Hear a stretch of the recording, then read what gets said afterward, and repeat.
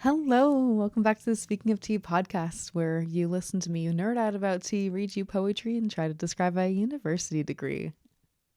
Now that I've actually nailed my intro, I don't know if it's really going to be the forever intro, but it's good enough for me, anyways. Because the nerd out about tea, maybe, I mean, yes, always. But you're also just going to be witnessing me falling in love with tea every single time I drink it. So that would honestly be more accurate. Read you poetry? Yes, of course, definitely. Yeah, that's always going to be an element. And describe my university degree? Not necessarily always, but it has been on my mind a lot recently, and there's just a million ways that it can go. And the thing is, it's just like every time I have a conversation with somebody about what I studied in university, it always comes out differently. I studied media, to put it short, and that's seriously putting it short. Is media information and technoculture with a smaller program that was media in the public interest. And it kind of went anywhere from, wow, just because I'm thinking of tea, environmentalism to sociology, elements of sociology, and capitalism is one of our favorite words. Favorite. Yeah. Um, to like the human aspect of so many things that we interact with on a daily basis that has to do with technology and media and everything. So, I mean, what's the human element to even watching this or listening to this over your technological device? Well, the phone, or for hearing it, is an extension of your ears, and then the video is an extension of your eyes, what you're not able to see with your eyes because you're limited by the physical space that you're around. And then now this goes beyond what that degree is, but then what I personally like to study is more into the metaphysical. And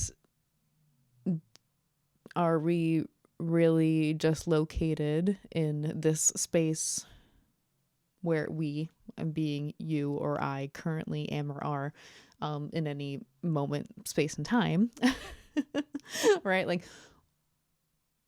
is it completely true that I am just here? Or is there some element of me that's being projected into China right now? Probably, yes. If you are watching this from China, then a part of me is being projected into that space. And then flip side, am I really here? Are you really here? How do you know? Where's the evidence? Are we real? What's even happening right here, right now? This isn't really the depth that I was planning to get in right first thing into the podcast, but if you're new to me, welcome. This is where it can go. You're like, this had nothing to do with tea. Yeah. But it has everything to do with tea. Ah! Okay. Let's come back in, actually, though. I got my favorite teapot. I would say it's my favorite. I use it a lot. It's a Yixing clay teapot, so it holds heat really well for the tea. It's a really good, strong traditional one to be putting the tea leaves in. The heat of the clay helps to open up the tea leaves, and we do multiple steeps with a small pot. So I don't know. I'm just gonna hop right into it. What I'm drinking today, right now, is this black tea from India. It is excuse my pronunciation, Bermiok Sikkim Merveille, because that last word is way more French to me, and I don't speak. Yeah. Anyways. But it's a really nice one. It's like got like a woody character, and it's just like more of that kind of like rustic and earthy vibe. It's really beautiful and strong. So that's what I'm drinking right now. And the inspiration behind having it is because it is Vaisakhi. Happy Vaisakhi. Today is Sunday, the April 13th. So it's the first time I've ever actually been aware and noticing this, well, holiday. And see, I'm very new. But it was very interesting and humbling weekend. And so I work with somebody who is Sikh, and she invited me out to temple for Friday. Well, she told me that was Friday, Saturday, and Sunday that there are things going on. I mean, the simplest way I think for them to invite an outsider is come for the food. We have so much food. I'm like, okay, yeah, lovely. I love Indian food.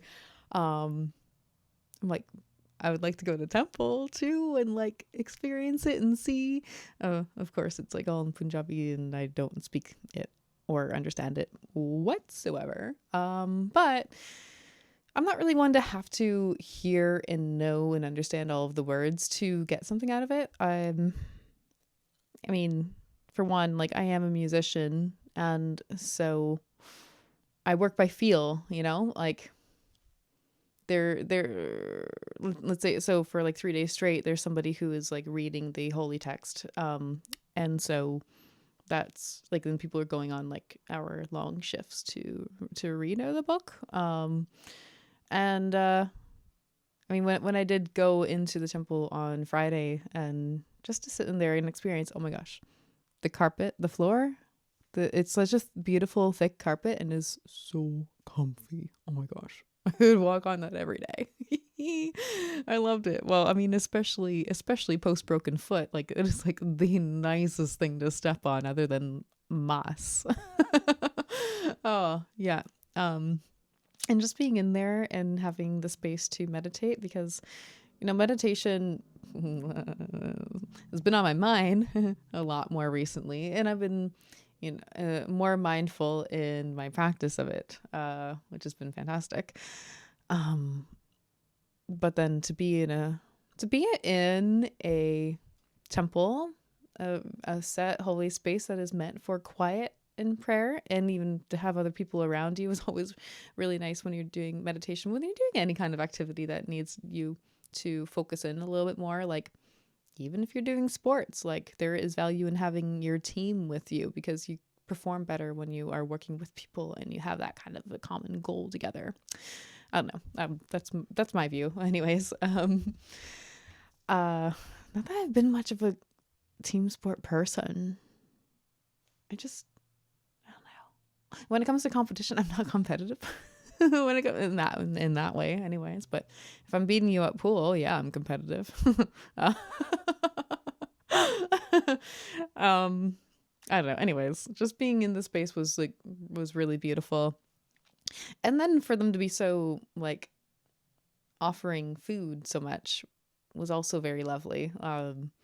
It's so humbling to be in a different culture like this, and just to like be actively invited in and being like, here, eat.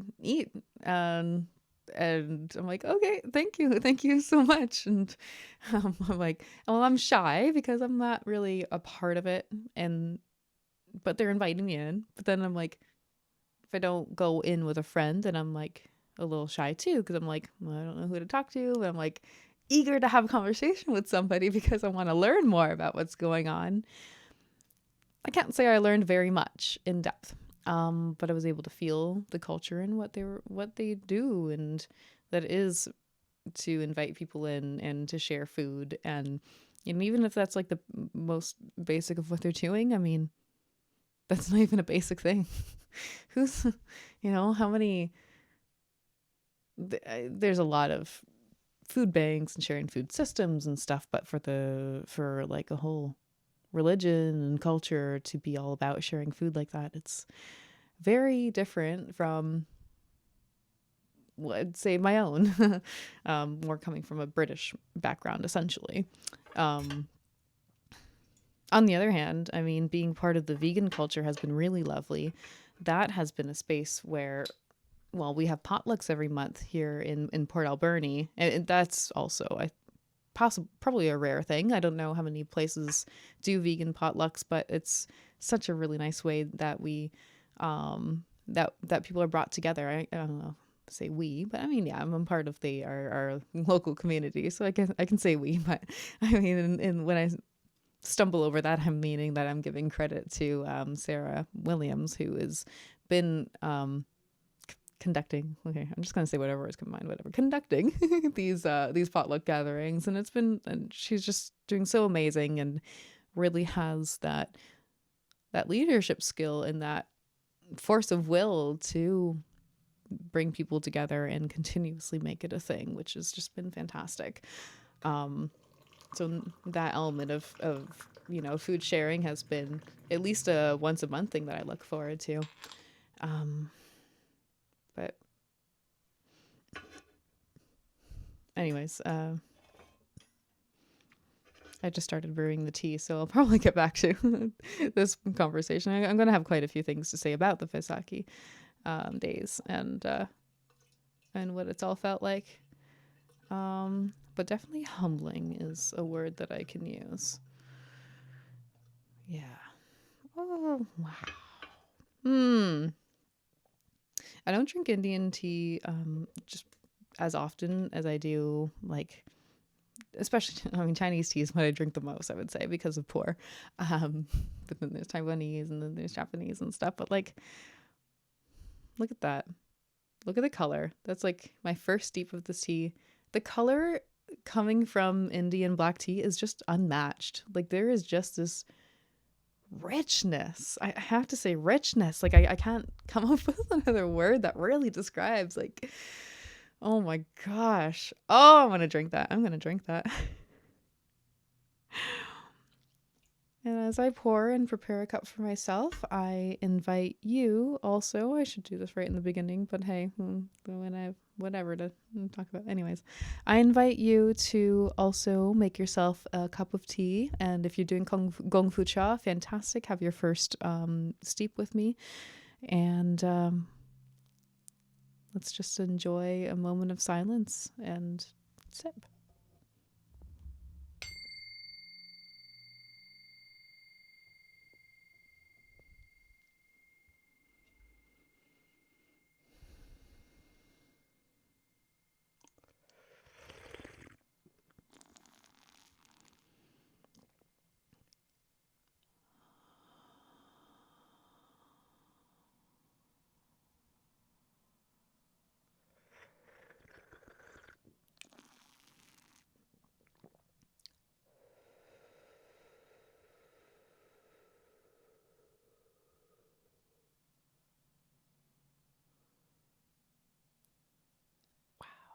The sensation when I sipped that was like I was pulling nutrients up from the earth with my breath as I inhaled and took in the tea. And then they just washed through me and went down and wow, so beautiful. I'm gonna have 3 little cups here. Oh, the color is like fire.